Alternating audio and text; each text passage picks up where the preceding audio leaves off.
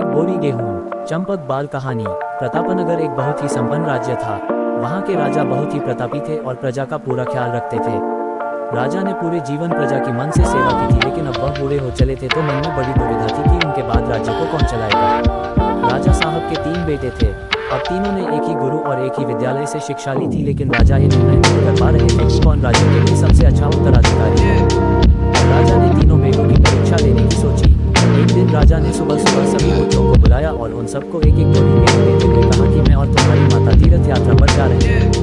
हमें वापस आने में 1 वर्ष से भी ज्यादा लग सकता है। तुम तीनों की ये जिम्मेदारी है कि अपने हिस्से के गेहूं को संभाल के रखना, और जब मैं वापस लौटूं तो तुमको ये गेहूं की बोरी वापस लौटानी है। ऐसा कहकर राजा और रानी तीर्थ यात्रा पर चल दिए। सबसे बड़े बेटे से सोचा, ये गेहूं की बोरी पिताजी को वापस लौटानी है तो इसे मैं तिजोरी में बंद कर देता हूँ। जब पिताजी आएंगे तो वापस दे दूंगा। यही सोचकर उसने गेहूं की बोरी तिजोरी में रखवा दी ताकि एक दाना भी इधर उधर ना हो। दूसरे बेटे से सोचा कि तिजोरी में तो गेहूं सड़ जाएंगे, मैं गेहूं के खेत में डलवा देता हूँ, जिससे गेहूं की अच्छी फसल होगी और पिताजी को एक बोरी की बजाय कई बोरी गेहूं दे सकूंगा। अब उसने ना गेहूं के लिए अच्छा खेत देखा और ना ही अच्छी उपजाऊ जमीन देखी और ना ही खेत की घास फूस को साफ कराया। बस ऐसे ही एक बंजर जमीन पर गेहूं डलवा दिए और कभी उनकी देखभाल करने नहीं आया। उसे लगा कि अब अपने आप फसल आ जाएगी। तीसरा बेटा ज्यादा समझदार था। उसने अपने मित्र के साथ मिलकर एक अच्छा खेत देखा जो बहुत उपजाऊ था, फिर उसकी मिट्टी बदलवाई, वहाँ घास फूस की सफाई कराई और फिर विधि अनुसार गेहूं के दाने खेत में बो दिए। पूरी लगन और मेहनत से खेत की हिफाजत की, समय पर खाद पानी सब कुछ दिया। साल भर बाद पहली फसल आई, उसने फिर से उसे बोया, फिर और अन्न उपजा। खेत खलिहान लहलहाने लगा।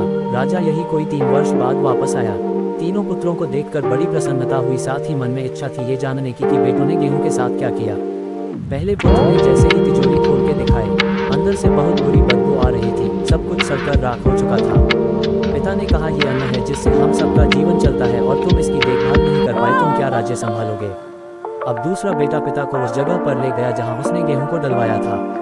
वहाँ जाकर देखा तो जंगल था, बड़ी बड़ी घास फूस खड़ी थी, गेहूं का तो नामो निशान ही नहीं था। राजा बहुत नाराज हुआ और उसे भी राज्य का उत्तराधिकारी बनाने से मना कर दिया। अब तीसरा पुत्र पिता को अपने खेतों पर ले गया। वाह, दूर से ही एक अलग खुशबू आ रही थी।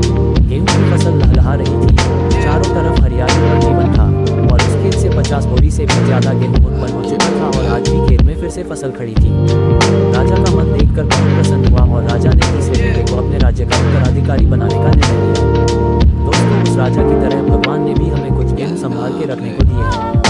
वो गेहूं है हमारा जीवन, जिसे हम बेकार के कामों में नष्ट कर देते हैं।